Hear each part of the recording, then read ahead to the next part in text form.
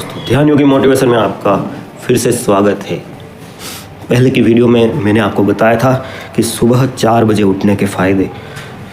अगर आप पालन कर रहे हैं उसका तो कमेंट में लिखिए हाँ, और 90 दिन तक उसका पूरा पालन कर लीजिए।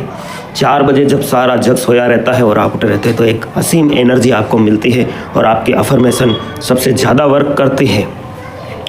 चलते हैं आज की वीडियो पर, चेतना का विज्ञान, जिसे आज साइंस भी मानने लगा है। दोस्तों, आज फिर से आपको एक नई कहानी नहीं कहने आया हूँ।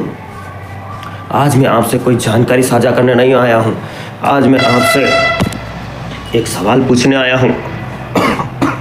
उस सवाल का उत्तर आप कमेंट बॉक्स में दीजिए। ऐसा सवाल जो अगर सच में भीतर उतर गया तो आपकी पूरी पहचान को हिला देगा। एक क्षण के लिए रुकिए, सच में रुकिए, अभी को हिला देगा। एक क्षण के लिए रुकिए। शब्दों को सुन रहा है जो कौन सुन रहा है? आपके कान सुन रहे हैं। इन वाक्यों को समझ रहा है। भीतर कहीं बहुत हल्की सी गूंज महसूस हो रही है। हाँ, कुछ तो है। वो कौन है? आप तुरंत कहेंगे मैं सुन रहा हूँ, लेकिन जरा ठहरिए, यह मैं है कहाँ? क्या यह आँखों में है? आँखें तो केवल दृश्य पकड़ती है। क्या यह कानों में है? कान तो सिर्फ कंपन सुनते हैं। क्या यह दिमाग के किसी कोने में है? मस्तिष्क तो केवल संकेतों को जोड़ता है, बिजली के झटके, रसायनों का प्रवाह। लेकिन फिर वो कौन है जो जानता है कि मैं देख रहा हूँ, मैं सुन रहा हूँ, मैं समझ रहा हूँ? ध्यान से महसूस कीजिए। देखने और जानने के बीच कुछ और है, सुनने और समझने के बीच कुछ और है। अगर आज रात यह शरीर यहीं शांत हो जाए, सांस रुक जाए, दिल थम जाए, तो क्या वो जानने वाला भी यहीं रुक जाएगा, या वह कुछ ऐसा है जो शरीर के आने से पहले भी था और शरीर के जाने के बाद भी रहेगा? इस प्रश्न को हल्के में मत लीजिए, क्योंकि यह सवाल आपके नाम, आपकी कहानी, आपके डर, आपके सपनों सबको जड़ से हिला सकता है।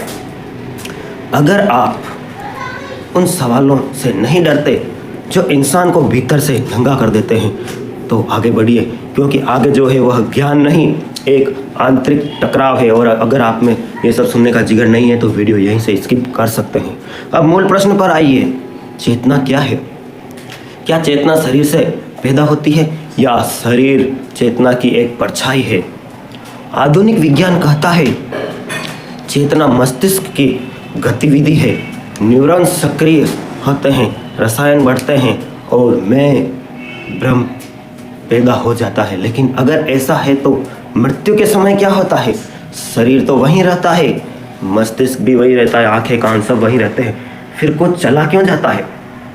वो क्या था जो शरीर के रहते हुए शरीर नहीं था? लगभग 2500 वर्ष पहले यही प्रश्न गौतम बुद्ध से पूछा गया था। एक भिक्षु ने पूछा, भगवान, क्या चेतना आत्मा है? क्या यह शरीर में रहती है? और क्या यह मृत्यु के बाद भी रहती है? बुद्ध जल्दी में उत्तर नहीं देते। वे मौन रहे, लंबा मौन। फिर उन्होंने जमीन से एक सूखा पत्ता उठाया और पूछा, क्या यह पत्ता हवा है? भिक्षु बोला, नहीं भगवान। बुद्ध ने फिर पूछा, लेकिन क्या यह पत्ता हवा के बिना हिल सकता है? यहीं से सब कुछ खुलता है। बुद्ध कहते हैं चेतना ना तो शरीर है, ना शरीर से अलग कोई स्थायी सत्ता। चेतना एक घटना है, एक प्रक्रिया है। जैसे आग, लकड़ी, हवा और चिंगारी तीनों मिले तो आग प्रकट होती है। एक हटाओ, आग नहीं रहती। बुद्ध कहते हैं चेतना किसी आत्मा से नहीं आती और ना केवल शरीर से पैदा होती है। वह सब प्रकट होती है जब कारण उपस्थित होते हैं। कौन से कारण? अज्ञान, संस्कार, कर्म, अनुभव। आप सब कुछ देखते हैं तो यह 3 चीज़ों का मिलना जरूरी है, आँख, वस्तु और प्रकाश। इससे इनमें से एक भी ना हो तो देखने की चेतना नहीं होती। तो फिर बताइए, देखने वाला कहाँ है? क्या कोई स्थायी में मैं है या केवल परिस्थितियों का संयोग? यही बुद्ध ने संसार को हिला देने वाला सिद्धांत दिया। प्रतिकल्प, समुत्ता, पात, डिपेंड, ओरिजिन। हर अनुभव कारणों से पैदा होता है और जो कारणों से पैदा हुआ है वह स्थायी नहीं हो सकता। अब स्वयं से पूछिए, जब आप कहते हैं मैं दुखी हूँ, तो दुख कहाँ है? शरीर में, मन में या चेतना में? और अगर आप दुख को देख पा रहे हैं तो क्या आप दुख हैं? यही बुद्ध कहते हैं कि यह जो मैं है वह कोई वस्तु नहीं है, केवल एक प्रक्रिया का नाम है। जैसे नदी का नाम तो एक है, लेकिन उसका पानी हर क्षण बदलता रहता है। आप भी नदी हैं, अनुभवों का प्रवाह, यादों, भावनाओं, विचारों की धारा।